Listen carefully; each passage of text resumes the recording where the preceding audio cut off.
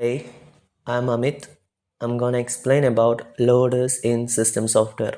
So, നമ്മൾ ഈ term പലർക്ക് അറിയില്ലെങ്കിൽ പോലും ആസ് എ കമ്പ്യൂട്ടേഴ്സ് സയൻസ് അല്ലെ കമ്പ്യൂട്ടർ ഉപയോഗിക്കുന്ന എല്ലാവരും ബിഹൈൻഡ് ദ സീൻസിൽ ഉപയോഗിക്കുന്ന ഒരു പ്രോഗ്രാമാണ് ലോഡേഴ്സ് എന്ന് പറയുന്നത്. ഓക്കെ, സോ നമുക്ക് കുറച്ച് ഡീറ്റെയിൽ ആയിട്ട് ലോഡേഴ്സ് എന്താണെന്ന് നോക്കാം. അപ്പോൾ നമ്മൾ ആസ് എ കമ്പ്യൂട്ടർ സയൻസ് പെർസ്പെക്റ്റീവിൽ പറയുന്നത് നമ്മൾ എല്ലാവരും വൺസ് നമ്മൾ ഇത്രയും കൊല്ലത്തിനിടയ്ക്ക് എന്തായാലും ഒരു പ്രോഗ്രാം എഴുതിയിട്ടുണ്ടാവുക. ഓക്കെ, നമ്മളിപ്പോൾ എന്ത് പ്രോഗ്രാം എഴുതിയാലും ഇപ്പോൾ ഒരു ടെക്സ്റ്റ് ഫയൽ ആയാലും ഒരു എക്സിക്യൂട്ടബിൾ കോഡാണെങ്കിലും എല്ലാം സേവ് ചെയ്യുന്നത് നമ്മളെ കമ്പ്യൂട്ടറിലെ ഹാർഡ് ഡിസ്ക് എന്ന് പറയുന്ന സ്ഥലത്താണ്, which is a secondary storage device, right? അപ്പം ഈ സെക്കൻഡ് സ്റ്റോറേജിലാണ് നമ്മളിതൊക്കെ സ്റ്റോർ ചെയ്ത് വെച്ചിട്ടുള്ളത്. പക്ഷെ നമുക്ക് വേറെ ഒരു കാര്യം അറിയാം, എന്തെന്ന് വെച്ചാൽ സി പി യുവിന് സെക്കൻഡറി സ്റ്റോറേജ് ആയിട്ട് ഡയറക്റ്റ് ആക്സസ് ഇല്ല. എന്ത് പ്രോഗ്രാം റൺ ചെയ്യണ്ടെങ്കിലും സെക്കൻഡറി സ്റ്റോറേജിലുള്ള ഈ കോഡ് അല്ലെങ്കിൽ ഈ എക്സിക്യൂട്ടബിൾ പ്രൈമറി മെമ്മറിയിലേക്ക് വരണം, അതായത് റാമിലേക്ക് വരണം. ഓക്കെ, അപ്പോൾ നമ്മൾ പ്രോഗ്രാം റൺ ചെയ്യുന്ന സ്റ്റൈൽ ഒന്നെങ്കിൽ എക്സിക്യൂട്ടബിളിനെ ഡബിൾ ക്ലിക്ക് ചെയ്യും, അല്ലെങ്കിൽ ./a അങ്ങനെയൊക്കെ വിളിച്ചിട്ടായിരിക്കും നമ്മൾ എക്സിക്യൂട്ട് ചെയ്യുക. അപ്പോൾ ഈ ഒരു ആക്ഷൻ ചെയ്യുന്ന സമയത്താണ് നമ്മളെ സെക്കൻഡറി ഡിവൈസിലുള്ള ഈ കോഡ് ഈ എക്സിക്യൂട്ടബിൾ പ്രൈമറി മെമ്മറിയിലേക്ക് എത്തുന്നത്. സോ ആരാണ് ഇത് എത്തിക്കുന്നത്? എങ്ങനെയാണ് സെക്കൻഡറി സ്റ്റോറേജിലുള്ള ഈ കോഡ് പ്രൈമറി മെമ്മറിയിലേക്ക് എത്തുന്നത്? Simply the answer is loader. ലോഡറാണ് നമ്മളെ ഈ ഒരു ട്രാൻസിഷന് വേണ്ടി സഹായിക്കുന്നത്. ഓക്കെ, സോ ദ പൊസിഷൻ എന്ന് പറഞ്ഞാൽ നമ്മൾ first position of loader in system software എന്ന് പറഞ്ഞാൽ നമ്മൾ first we will create a source code. നമ്മളൊരു ഇപ്പോൾ ഫോർ എക്സാമ്പിൾ ഇൻ ദ സീനസ് പെർസ്പെക്റ്റീവിൽ പറയുകയാണെങ്കിൽ നമ്മളൊരു സി കോഡ് ചെയ്യും. GCC പോലത്തെ ഒരു കമ്പൈലർ വെച്ചിട്ട് നമ്മൾ കമ്പൈൽ ചെയ്തു, അതൊരു അസംബ്ലി കോഡിലേക്ക് കൺവേർട്ട് ചെയ്യും. ഓക്കെ, അപ്പോൾ നമുക്കറിയാം സി കോഡ് നമുക്കെല്ലാം സ്ക്രാച്ച് നിന്ന് എഴുതേണ്ട ആവശ്യമില്ല.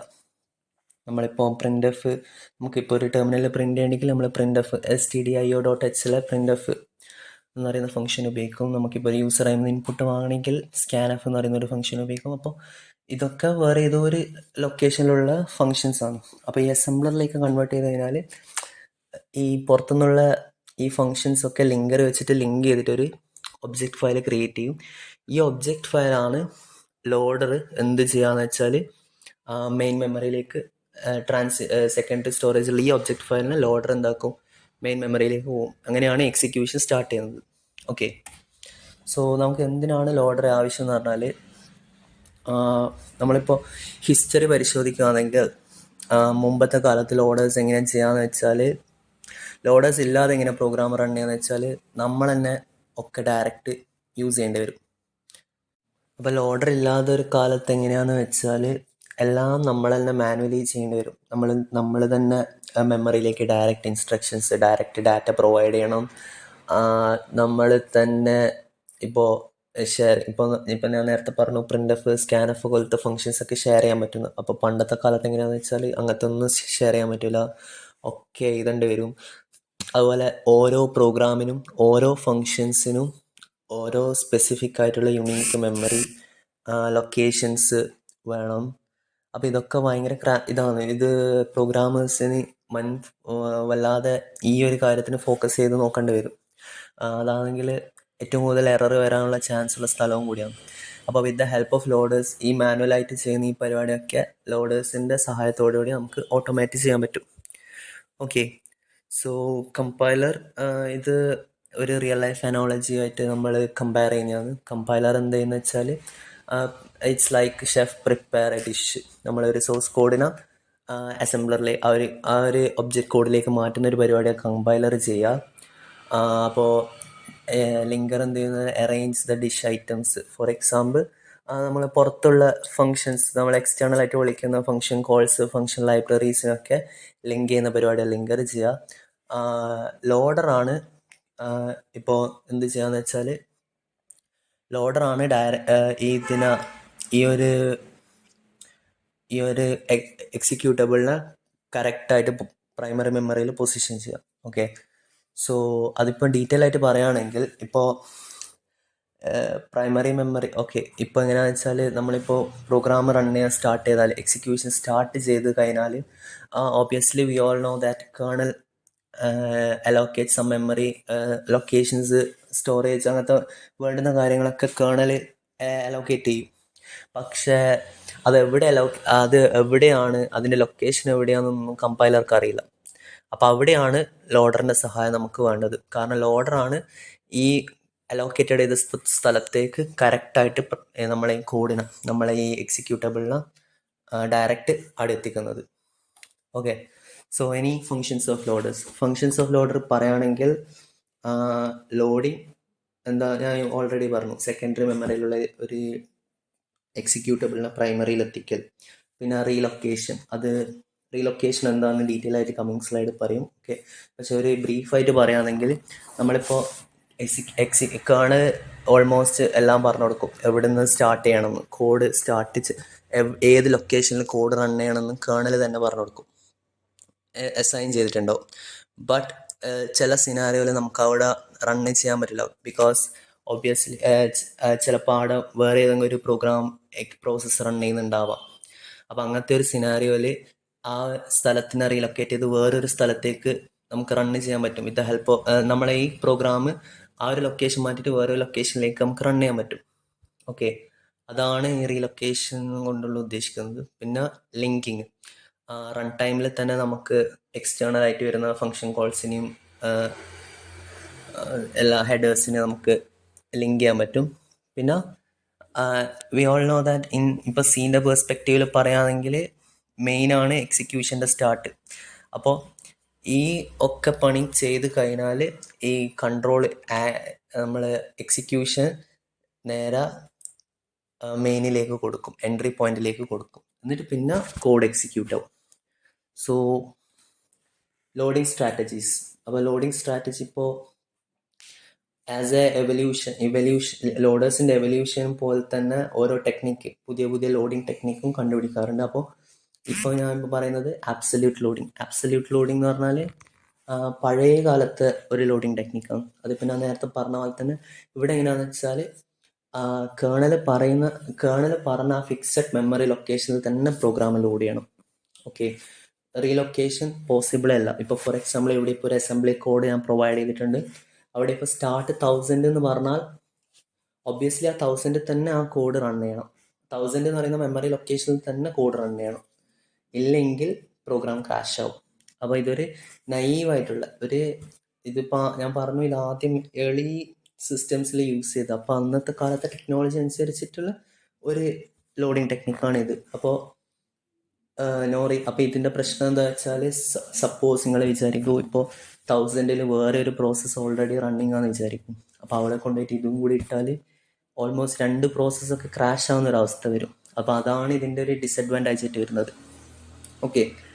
പിന്നെ അടുത്ത ഇതാണ് റീലൊക്കേറ്റബിൾ ലോഡിങ്. റീലൊക്കേറ്റബിൾ ലോഡിങ് എന്ന് പറഞ്ഞാൽ പ്രോഗ്രാമിന് എവിടെ വേണമെങ്കിലും റൺ ചെയ്യാം. ഓക്കെ. ലോഡർ ആ അഡ്രസ്സ് നമുക്ക് അഡ്ജസ്റ്റ് ചെയ്ത് തരും. ഇപ്പോൾ അതിനൊരു എക്സാമ്പിൾ പറയുകയാണെങ്കിൽ, ഇപ്പോൾ ഇവിടെ ഒരു കോഡ് കണ്ടില്ല, ഇവിടെ സ്റ്റാർട്ട് 0 എന്ന് പറഞ്ഞിട്ട്, അപ്പോൾ ഇവിടെ കേർണൽ അലോക്കേറ്റ് ചെയ്ത് 0 മുതലുള്ള ലൊക്കേഷനാണ്. പക്ഷേ ഇപ്പോൾ 0, അപ്പോൾ OS ചിലപ്പോൾ കേർണലിന് 0ൽ ലോഡ് ചെയ്യേണ്ട ഒരു അവസ്ഥ വരില്ല. കാരണം ചിലപ്പോൾ ആടെ ഏതെങ്കിലും പ്രോസസ്സ് റൺ ചെയ്യുന്നതുകൊണ്ട് കേർണൽ നേരെ 5000ലേക്ക് ലൊക്കേറ്റ് ചെയ്യുന്നതെന്ന് വിചാരിക്കും. അപ്പോൾ ലോഡർ എന്ത് ചെയ്യുന്ന ലൊക്കേറ്റബിൾ ലോഡിങ് ഒന്നും കൂടി എന്നാന്ന് ഡിസ്കസ് ചെയ്യാം. അപ്പോൾ നമ്മൾ ആബ്സല്യൂട്ട് ലോഡിങ്ങിൽ പറഞ്ഞു, കേർണൽ പറഞ്ഞ സ്ഥലത്ത് തന്നെ പ്രോഗ്രാം ലോഡ് ചെയ്യണം, ഇല്ലെങ്കിൽ ക്രാഷ് ആവുമെന്ന് പറഞ്ഞു. അപ്പോൾ ആ ഒരു ഡിസഡ്വാൻറ്റേജ് ഒഴിവാക്കാൻ പറ്റുന്ന ഒരു ടൈപ്പ് ഓഫ് ലോഡിംഗ് ആണ് റീലൊക്കേറ്റബിൾ ലോഡിങ്. ഇവിടെ എങ്ങനെയാണെന്ന് വെച്ചാൽ പ്രോഗ്രാമിന് എവിടെ വേണമെങ്കിലും റൺ ചെയ്യാം. ലോഡർ അഡ്ജസ്റ്റ് ചെയ്തോളൂ ഈ അഡ്രസ്സിൻ്റെ കാര്യങ്ങളൊക്കെ. അതിപ്പോൾ എങ്ങനെയാണെന്ന് പറഞ്ഞാൽ, ഫോർ എക്സാമ്പിൾ ഇപ്പോൾ ഇവിടുത്തെ എക്സാമ്പിൾ എങ്ങനെയാണെന്ന് പറഞ്ഞാൽ സ്റ്റാർട്ട് 0 എന്ന് പറയുന്നു. അപ്പോൾ മെമ്മറി ലൊക്കേഷൻ 0 അല്ല വേണം ഈ ഒരു കോഡ് റൺ ചെയ്യുക. പക്ഷേ OS എല്ലാ ടൈമും, മീൻസ് കേർണൽ എല്ലാ ടൈമും ഇതിനെ അവിടെ തന്നെ 0 തന്നെ സ്റ്റാർട്ട് ചെയ്യണമെന്നുണ്ടാവില്ല. ചില ടൈം പ്ലേസ് ചെയ്യുന്ന ചിലപ്പോൾ 5000 അല്ലെങ്കിൽ 4000 അങ്ങനെ ഇതിൽ കേർണലിന് ഇഷ്ടമുള്ള പോലെ മീൻസ് എവിടെയാണോ മെമ്മറി സ്പേസ് ഫ്രീ ആയിട്ടുള്ള അവൈലബിൾ ആയിട്ടുള്ള ഫാസ്റ്റ്ലി ആക്സസ് ചെയ്യാൻ പറ്റുന്നത് അവിടെ കൊണ്ടുപോയി പ്ലേസ് ചെയ്യും. ഓക്കെ, അപ്പോൾ ഇവിടെ എങ്ങനെയാണെന്ന് വെച്ചാൽ ഫോർ സപ്പോസ് OS 5000 പ്ലേസ് ചെയ്തെന്ന് ഇരിക്കും. അപ്പോൾ ഈ റീലൊക്കേറ്റബിൾ ലോഡിങ് ടെക്നിക്ക് പ്രകാരം ലോഡർ എന്ത് ചെയ്യുന്നു വെച്ചാൽ ഉള്ള അതിലുള്ള അഡ്രസ് ഫീൽഡും മാറ്റും. ഓക്കെ, അപ്പോൾ അതിനെ 5000 ആണ് അത് 0 ആയിട്ട് വിചാരിക്കും. എന്നിട്ട് അവിടെ നിന്ന് എല്ലാ അഡ്രസ്സിനെയും 5000 മുതൽ നോക്കും. ഓക്കെ, ഇപ്പോൾ ഇവിടെ 20 എന്ന് പറയുന്നത് 20, പിന്നെ അത് അഡ്ജസ്റ്റ് ചെയ്തിട്ട് 5020 ആവും. 21 എന്ന് പറയുന്ന അഡ്രസ്സ് അഡ്ജസ്റ്റ് ചെയ്തിട്ട് 5021 ആവും. 22 എന്ന് പറയുന്നത് അഡ്ജസ്റ്റ് ചെയ്തിട്ട് 5022 ആവും. അങ്ങനെ അഡ്രസ്സസ് അഡ്ജസ്റ്റ് ചെയ്ത് മാറ്റും.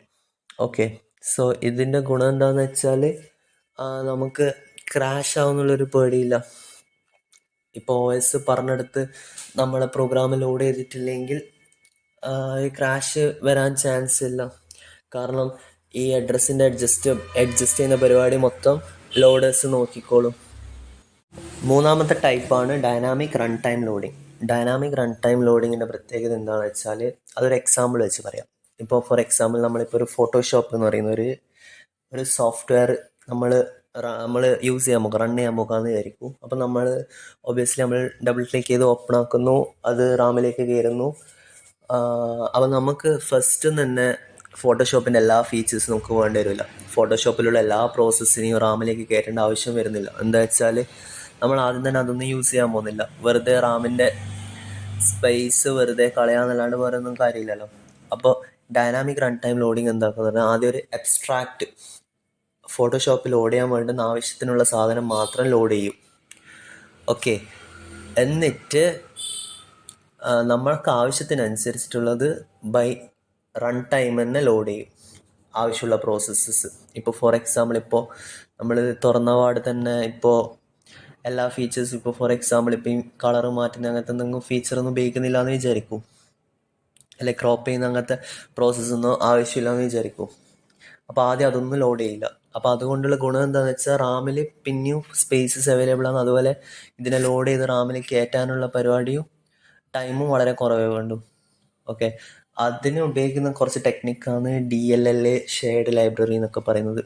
അതിൽ DLL എന്ന് പറഞ്ഞാൽ ഡൈനാമിക് ലിങ്ക് ലൈബ്രറി. അത് വിൻഡോസിൽ ഉപയോഗിക്കുന്ന ഒരു കൺസെപ്റ്റാണ്. അവിടെ എങ്ങനെയാണെന്ന് വെച്ചാൽ നമ്മളിപ്പോൾ കോമൺ ആയിട്ട് ഉപയോഗിക്കാൻ പോകുന്ന ഫങ്ഷൻസ് അല്ലെങ്കിൽ ഇതൊക്കെ അതിൽ ഈ DLLൻ്റെ ഉള്ളിൽ എന്താ ഉണ്ടാവുക എന്ന് വെച്ചാൽ നമ്മൾ റൺ ടൈമിൽ ഉപയോഗിക്കാൻ പോകുന്ന ഫങ്ഷൻസ് ഫീച്ചേഴ്സ് ഒക്കെ ഇതിലായിരിക്കും ലിസ്റ്റ് ചെയ്തിട്ടുണ്ടാവുക.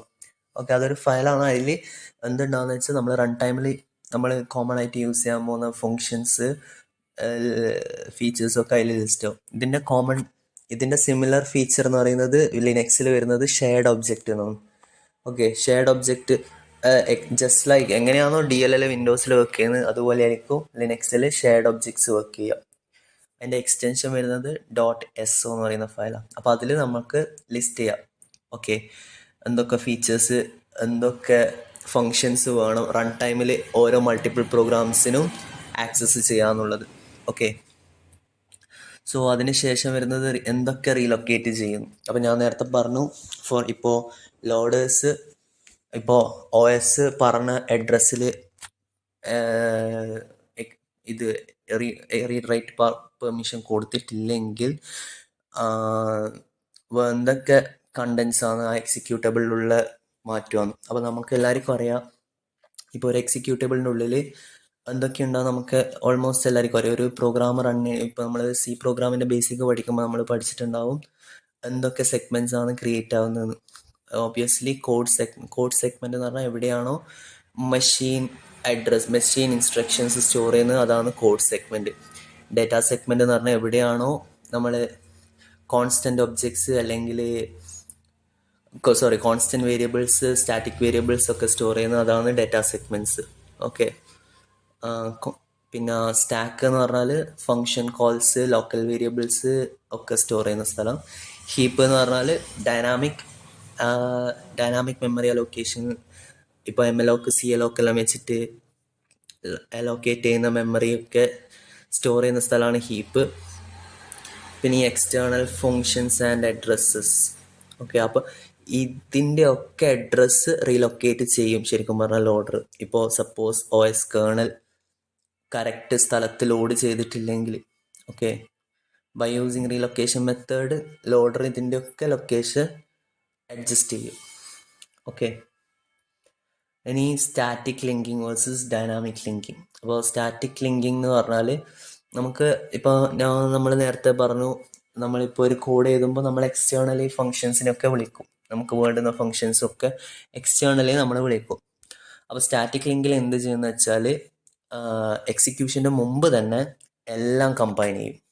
ഓക്കെ, അപ്പോൾ അതിൻ്റെ ഒരു അഡ്വാൻറ്റേജ് എന്താണെന്ന് വെച്ചാൽ റൺ ടൈം നല്ല ഫാസ്റ്റ് ആയിരിക്കും. ബിക്കോസ് എക്സിക്യൂഷൻ്റെ ഇടയ്ക്ക് വെച്ചിട്ട് നമുക്ക് വേറെ ഒന്നിനെ വിളിക്കേണ്ട ആവശ്യം വരുന്നില്ല. കാരണം എല്ലാം കൂടി കമ്പൈൻ ചെയ്തിട്ടുള്ള ഒരു വലിയ എക്സിക്യൂട്ടബിൾ ആയിരിക്കും അത്. ഡിസഡ്വാൻറ്റേജ് എന്ന് പറഞ്ഞാൽ ആ എക്സിക്യൂട്ടബിൾ നല്ല ഹെവിലി സൈസ് ആയിരിക്കും, നല്ല സൈസ് ഉണ്ടാവും. ഡൈനാമിക് ലിങ്കിങ്ങിൽ ഞാൻ നേരത്തെ പറഞ്ഞ പോലെ DLL ഷെയർഡ് ഒബ്ജക്ട്സ് കൺസെപ്റ്റ്സ് ഒക്കെ യൂസ് ചെയ്തിട്ട് ഉണ്ടാക്കുന്നതാണ്. അത് എന്താ ചെയ്യാന്ന് വെച്ചാൽ, ഇപ്പോൾ DLL എന്ന് പറഞ്ഞാൽ വിൻഡോസിൽ ഉപയോഗിക്കുന്ന ഒരു ഫീച്ചറാണ്. ഷെയർഡ് ഒബ്ജക്ട്സ് ലിനക്സിൽ ഒരു ഇതാണ്. അപ്പോൾ DLL ഷെയർഡ് ഒബ്ജക്ട്സിൽ എന്ത് ചെയ്യാന്ന് വെച്ചാൽ, കോമൺ ആയിട്ട് നമ്മൾ യൂസ് ചെയ്യാൻ പോകുന്ന ഫങ്ഷൻസ്, റൺ ടൈമിൽ യൂസ് ചെയ്യാൻ പോകുന്ന ഫങ്ഷൻസ് അതിലേക്ക് ലോഡ് ചെയ്തിട്ട് അതിലേക്ക് ലിസ്റ്റ് ചെയ്യും. അതുകൊണ്ട് തന്നെ എക്സിക്യൂട്ടബിളിൻ്റെ ഇത് വളരെ ചെറുതായിരിക്കും, സൈസ് വളരെ ചെറുതായിരിക്കും. ഓക്കെ, ഇനി ടൈപ്സ് ഓഫ് ലോഡേഴ്സ്. ആ മെത്തേഡ്സിൻ്റെ ബേസിസിൽ ഉണ്ടാക്കുന്ന ഒരു ഇതാണ് ആബ്സല്യൂട്ട് ലോഡർ. ഓൾറെഡി പറഞ്ഞു, loads the program at the fixed memory location. Okay, relocating loader നേരത്തെ റീലൊക്കേറ്റിംഗ് മെത്തേഡ് പറഞ്ഞ പോലെ തന്നെ പ്രോഗ്രാമിൻ്റെ അഡ്രസ്സിൻ്റെ അഡ്ജസ്റ്റ് ചെയ്യും. അഡ്രസ്സ് ഓരോ ഇതിൻ്റെ അഡ്രസ്സ് അഡ്ജസ്റ്റ് ചെയ്യും. ഓക്കെ, ഇനി ലിങ്കിങ് ലോഡർ എന്ന് പറഞ്ഞാൽ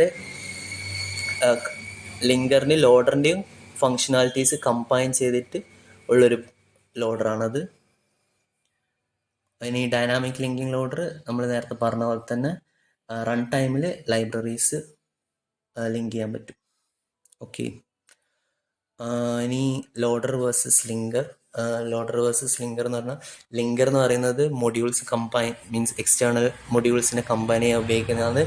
കൂടാതെ അത് ബിഫോർ എക്സിക്യൂഷന് മുമ്പ് നടക്കുന്ന ഒരു കാര്യമാണ്. അതുപോലെ അതിൻ്റെ ഔട്ട്പുട്ട് എന്ന് പറയുന്നത് ഒരു ഒബ്ജക്റ്റ് ഫയലായിരിക്കും, .o ഫയലായിരിക്കും. ലോഡർ എന്ന് പറഞ്ഞാൽ ഈ ഒബ്ജക്റ്റ് ഫയലിനെ മെമ്മറിയിലേക്ക് പ്ലേസ് ചെയ്യുന്ന ഒരു സോഫ്റ്റ്വെയർ ആണ്. എക്സിക്യൂഷൻ്റെ നടുക്ക വെച്ചിട്ടാണ് ഇത് നടക്കുക. ഇത് എക്സിക്യൂഷന് മുമ്പ് നടക്കുന്നതാണ് ലിങ്കർ. എക്സിക്യൂഷൻ നടന്നുകൊണ്ടിരിക്കുന്ന സമയത്ത് ഉണ്ടാക്കുന്നതാണ് ലോഡർ എന്ന് പറഞ്ഞാൽ. It's because of loader our program gets run. ഇപ്പം നമ്മളൊരു ഓപ്പറേറ്റിംഗ് സിസ്റ്റത്തിൽ ലോഡർ ഇല്ലെങ്കിൽ നമ്മൾ ഒരു സോഫ്റ്റ്വെയർ റൺ ചെയ്യില്ല. ഓക്കെ, ഒരു എക്സിക്യൂട്ടബിൾ നമുക്ക് മെമ്മറി, കാരണം CPU ഇൻസ്ട്രക്ഷൻ റീഡ് ചെയ്യണമെങ്കിൽ CPU റാമിലേക്ക് നമ്മൾ ഇൻസ്ട്രക്ഷൻസ് കയറണം. നമ്മൾ റാമിലേക്ക് ഇൻസ്ട്രക്ഷൻ കയറണമെങ്കിൽ ലോഡേഴ്സ് സെക്കൻഡറി മെമ്മറിയിൽ നിന്ന് പ്രൈമറി മെമ്മറി റാമിലേക്ക് കൊണ്ടുത്തരണം. അപ്പം ഇങ്ങനെ ഒരു ലോഡർ നടുക്കില്ലെങ്കിൽ നമ്മൾ പ്രോഗ്രാം റൺ ചെയ്യേയില്ല. ഓക്കെ, ഇനി ഇത് ഓൾറെഡി പറഞ്ഞതാണ് ഹൗ ലോഡേഴ്സ് വർക്ക് ഇന്റേണലി. അപ്പോൾ ആദ്യം എക്സിക്യൂട്ടബിൾ ഫയൽസ് വായിക്കും, എന്നിട്ട് അതിലുള്ള പ്രോഗ്രാം സെഗ്മെന്റ്സ് നമ്മൾ നേരത്തെ എന്തൊക്കെ പ്രോഗ്രാം സെഗ്മെന്റ്സ് വേണം, ലൈക്ക് കോഡ് സെഗ്മെന്റ്സ്, നേരത്തെ ഡാറ്റ സെഗ്മെന്റ്സ് എന്നൊക്കെ പറഞ്ഞില്ലേ, ആ സെഗ്മെന്റ്സിൻ്റെ ഒക്കെ ഇൻഫോർമേഷൻ എവിടെ പ്ലേസ് ചെയ്യണം എന്നുള്ളതൊക്കെ ആ എക്സിക്യൂട്ടബിൾ ഉണ്ടാവും. അതിനനുസരിച്ച് ലോഡർ അത് പ്ലേസ് ചെയ്യും, മെമ്മറി കിട്ടും. അലോക്കേറ്റ് ചെയ്ത മെമ്മറിക്ക് റീലൊക്കേറ്റ് ചെയ്യേണ്ടതാണെങ്കിൽ റീലൊക്കേറ്റ് ചെയ്യും. ലൈബ്രറി കോൾസ്, ഇപ്പോൾ എക്സ്റ്റേണൽ ഫങ്ഷൻസ് ഒക്കെ ഇപ്പോൾ യൂസ് ചെയ്യുന്നുണ്ടെങ്കിൽ അതിൻ്റെ അഡ്രസ്സൊക്കെ റിസോൾവ് ചെയ്യും. ഇപ്പോൾ ഷെയർഡ് ഒബ്ജക്ട്സോ ഷെയർഡ് ലൈബ്രറി അങ്ങനത്തെ എന്തെങ്കിലും യൂസ് ചെയ്യുന്നുണ്ടെങ്കിൽ അത് മാപ്പ് ചെയ്യും. ഓക്കെ, ഇതൊക്കെ ചെയ്ത് കഴിഞ്ഞാൽ കൺട്രോൾ നേരെ എൻട്രി പോയിൻ്റായ സ്റ്റാർട്ടിനോ മെയിനിനോ കൊടുക്കും. ഓക്കെ, അഡ്വാൻറ്റേജസ് എന്ന് പറഞ്ഞാൽ എഫിഷ്യൻറ്റ് മെമ്മറി യൂസാണ്, മൊഡ്യൂളർ പ്രോഗ്രാമിംഗ് ആണ്, എക്സിക്യൂഷൻ ഫാസ്റ്റാണ്. നമുക്ക് ഈ പ്രോഗ്രാം എങ്ങനെ റണ്ണ് ചെയ്യണം ആ ഒരു കൺസെപ്റ്റിനെ പറ്റിയിട്ടൊന്നും ബോധറാവേണ്ട ആവശ്യമില്ല. പിന്നെ റാമിനെ എഫിഷ്യൻ്റായിട്ട് നമുക്ക് യൂസ് ചെയ്യാനും പറ്റും. Okay, thank you. അപ്പോൾ ലോഡറാണ് പ്രോഗ്രാമിൻ്റെയും CPU-ൻ്റെയും ഇടയ്ക്ക് നിൽക്കുന്ന ഒരു പാലം എന്ന് വേണമെങ്കിൽ പറയാം. ഓക്കെ, സോ ഇപ്പം ലോഡർ നിങ്ങൾക്ക് വേണമെങ്കിൽ ട്രൈ ചെയ്ത് നോക്കാം. ഇപ്പോൾ ലിനക്സിലെ ലോഡർ എന്ന് പറയുന്നത് /lib64 ഒരു SO ഫയലാണ്. അത് ഡിലീറ്റ് ആക്കി നോക്കിയിട്ട് നിങ്ങൾക്ക് വേണമെങ്കിൽ ചെക്ക് ചെയ്ത് നോക്കാം. What happen if the loader is not present in the operating system. അങ്ങനെ ചെയ്യണ്ട, പക്ഷെ ഞാൻ പറഞ്ഞതാ. ലോഡർ നമ്മൾ കോമൺ ആയിട്ട് അറിയുന്നില്ലെങ്കിൽ പോലും നമ്മൾ ആ ലോഡറിൻ്റെ ഫീച്ചർ എന്താണെന്ന് അറിയില്ലെങ്കിൽ പോലും നമ്മൾ അറിയാണ്ട് തന്നെ നമ്മൾ ലോഡർ യൂസ് ചെയ്യുന്നുണ്ട്. Okay, so this is the explanation about loaders. Thank you.